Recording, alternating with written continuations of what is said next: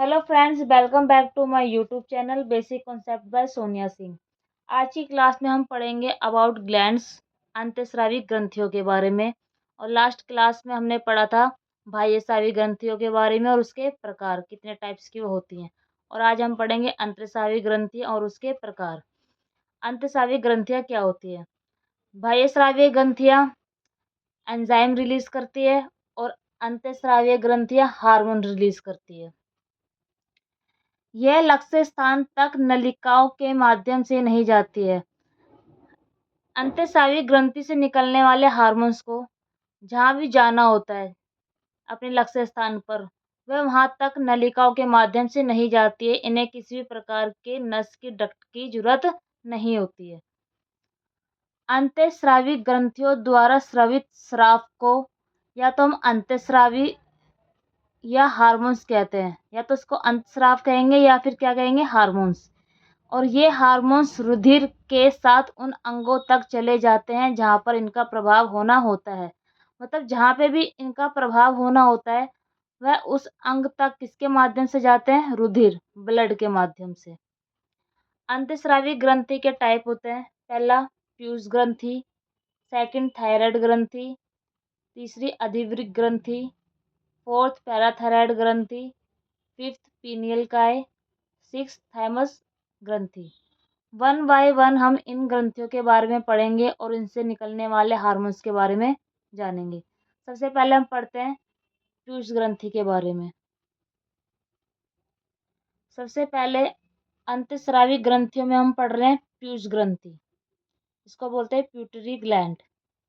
यह ग्रंथि मस्तिष्क के ठीक नीचे होती है। कपाल की स्फेनाइड हड्डी में एक गड्ढे में स्थित होती है। इस हड्डी में होती है, स्फेनाइड हड्डी में। इसका भार होता है 0.6 ग्राम। इसे मास्टर ग्रंथि भी कहते हैं। और इससे निकलने वाले कुछ हार्मोन्स हैं जिसको वन बाय वन हम पढ़ेंगे।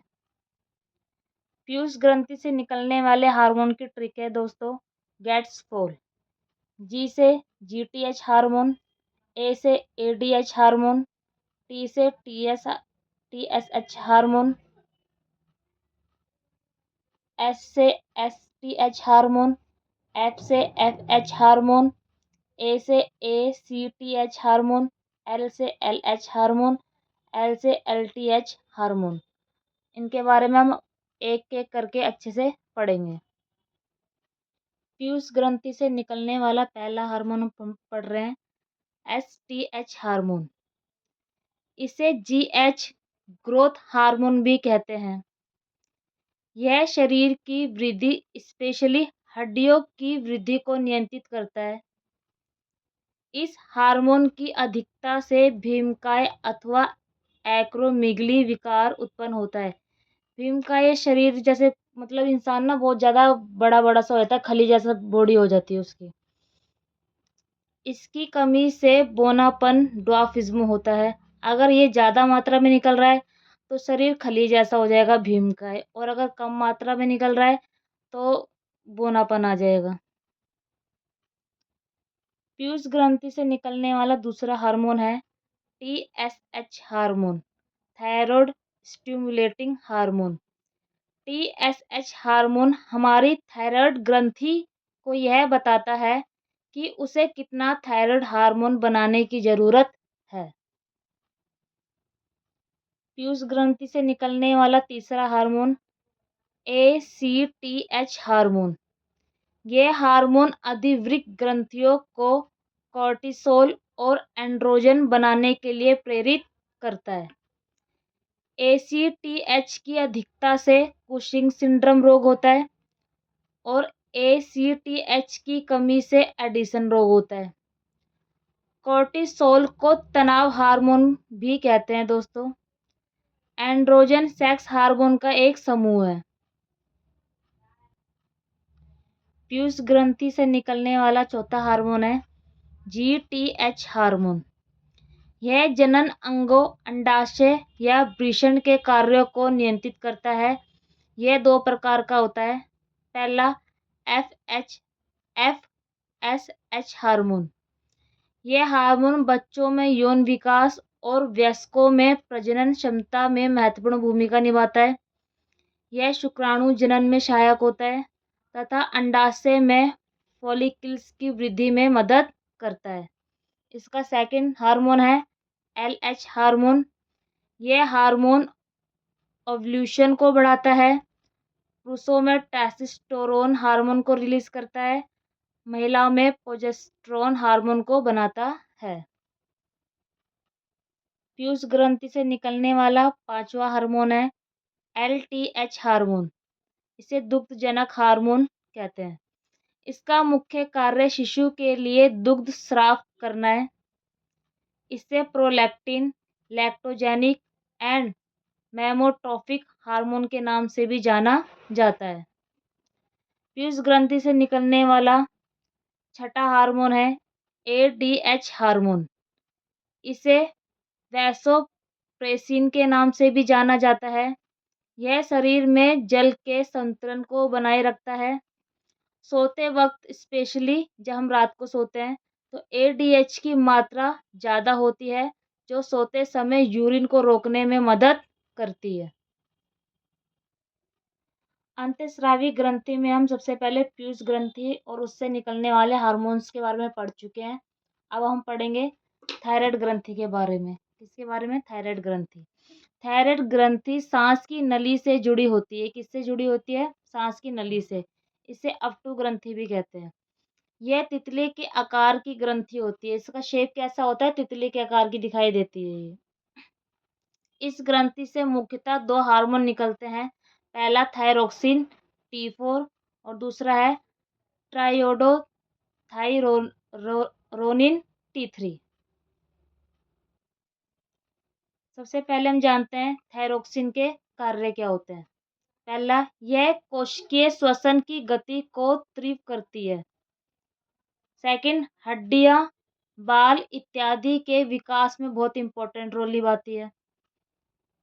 तीसरा, जनन अंगों के सामान्य कार्य इन्हीं की सक्रियता पर आधारित होते हैं।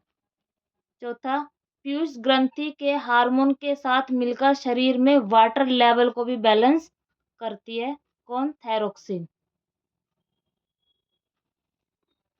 थायरोक्सिन की कमी से होने वाले रोग। इसकी कमी से कुछ रोग होते हैं। पहला है जड़मानवता। स्पेशली ये बच्चों में होता है।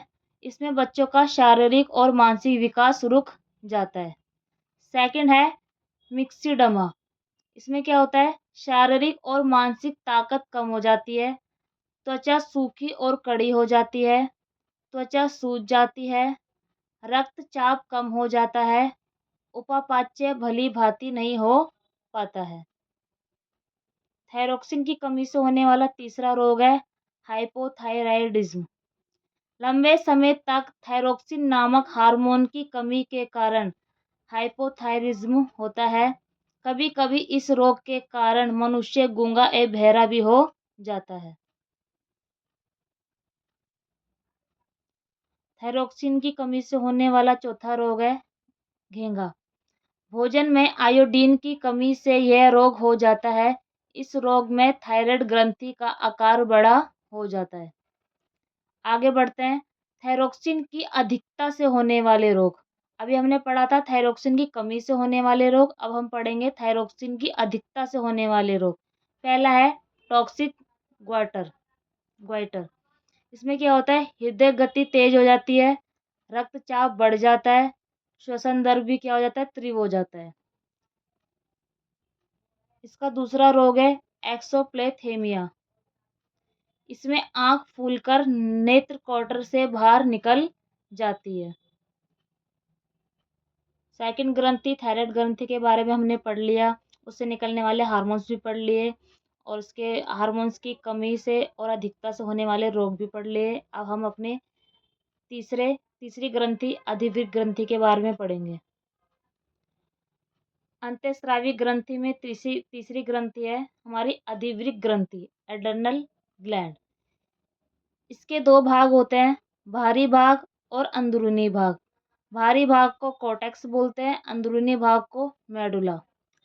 अधिवृक्क ग्रंथि दोनों गुर्दे के ऊपर की ओर होती है। जो हमारा गुर्दा होता है उसके ऊपर की ओर होती है ये ग्रंथि। ये दो भाग में विभाजित होती है, पहला कॉर्टेक्स, दूसरा मेडुला।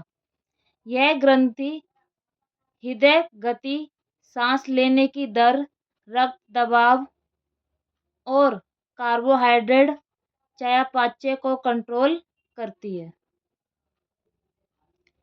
जब कोई व्यक्ति बहुत खुश या डरा हुआ होता है तो ऐसी सिचुएशन में ये हार्मोन बहुत अधिक मात्रा में निकलता है, इसीलिए इस ग्रंथि को आपातकालीन ग्रंथि भी कहते हैं। अधिवृक्क ग्रंथि दो पार्ट में डिवाइड थी, पहला कॉर्टेक्स, दूसरा मेडुला। इनमें से ये 3 हार्मोन्स निकलते हैं और मेडुला से ये 2 हार्मोन्स निकलते हैं।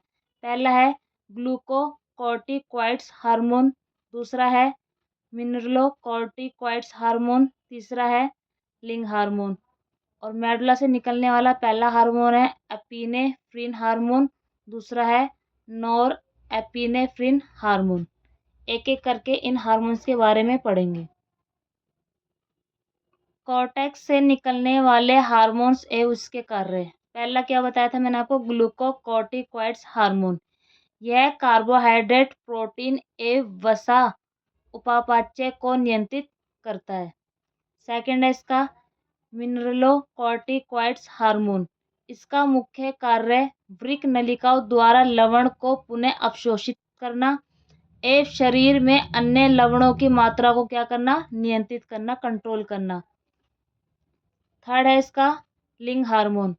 जनन अंगों के विकास के लिए यह इम्पोर्टेंट हार्मोन होता है। सेकंड था मेडुला हार्मोन एवं उसके कार्य। इसके द्वारा स्रावित हार्मोन एपिनेफ्रिन और नॉरएपिनेफ्रिन है। यह दोनों अमीनो अम्ल हैं, दोनों के समान कार्य हैं, दोनों ही समान रूप से हृदय पेशियों की उत्तेजनशीलता एवं संकुचनशीलता में वृद्धि करते हैं, जिसके परिणामस्वरूप रक्तचाप बढ़ जाता है। एपिनेफ्रिन हृदय स्पंदन एकाएक रुक जाने पर उसको पुनः चालू करने में सहायक होता है। अगर हृदय स्पंदन एकाएक रुक जाता है तो एपिनेफ्रिन क्या करता है, इसको चालू करने में सहायक करता है। अधिवृक्क ग्रंथि से निकलने वाले इन हार्मोन को लड़ो एवं उड़ो हार्मोन भी कहते हैं। वेरी इंपॉर्टेंट पॉइंट है, इसको कहते हैं लड़ो और उड़ो हार्मोन। ये हृदय पेशी की उत्तेजनशीलता और संकुचनशीलता में भी वृद्धि करते हैं। दोनों ही अमीनो अम्ल होते हैं। अंतःस्रावी ग्रंथि में अगली ग्रंथि है परा अपटू ग्रंथि, पैराथायरॉयड ग्रंथि। यह ग्रंथि अपटू ग्रंथि थायराइड ग्रंथि के ठीक पीछे स्थित होती है। यह 2 प्रकार के हार्मोन रिलीज करती है, पहला है पैराथायरॉयड हार्मोन और दूसरा है कैल्सीटोनिन। पैराथायरॉयड हार्मोन, इसके क्या कार्य होते हैं दोस्तों, कैल्शियम की कमी होने पर निकलता है। ये हार्मोन कब निकलेगा, जब हमारे बॉडी में कैल्शियम की कमी हो जाएगी। दूसरा है कैल्सीटोनिन हार्मोन, और ये कब निकलेगा, जब रुधिर में कैल्शियम की मात्रा अधिक होती है तब ये हार्मोन निकलता है। एक नोट है यहाँ पे, परा अपटू ग्रंथि से निकलने वाले हार्मोन, ये जो दोनों हार्मोन बताए हैं पैराथायरॉयड हार्मोन और कैल्सीटोनिन हार्मोन, इनका काम है रुधिर में कैल्शियम की मात्रा को नियंत्रित करना। अंतःस्रावी ग्रंथि में अगली ग्रंथि है पीनियल काय, पीनियल बॉडी। यह मस्तिष्क के केंद्र में स्थित एक छोटी सी ग्रंथि है जो मेलाटोनिन हार्मोन को स्रावित करती है।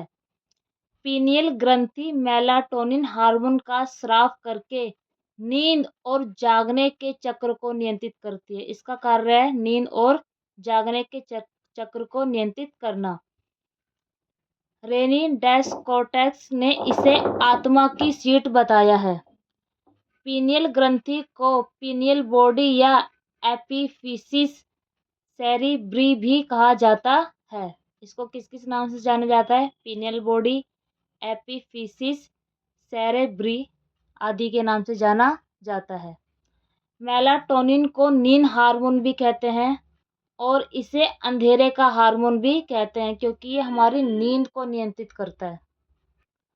अंतःस्रावी ग्रंथि में लास्ट ग्रंथि पढ़ रहे हैं हम, थाइमस ग्रंथि। यह गर्दन के निचले हिस्से और छाती के ऊपरी हिस्से में होती है।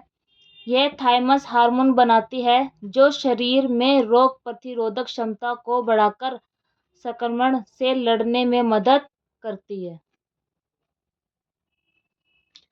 आज की क्लास में हमने अंतःस्रावी ग्रंथि के टाइप और उससे निकलने वाले हार्मोन्स के बारे में पढ़ा दोस्तों। आज की क्लास यहीं पे समाप्त होती है। नेक्स्ट क्लास में हम पढ़ेंगे जनन ग्रंथियों के बारे में। तब तक के लिए बाय एंड टेक केयर।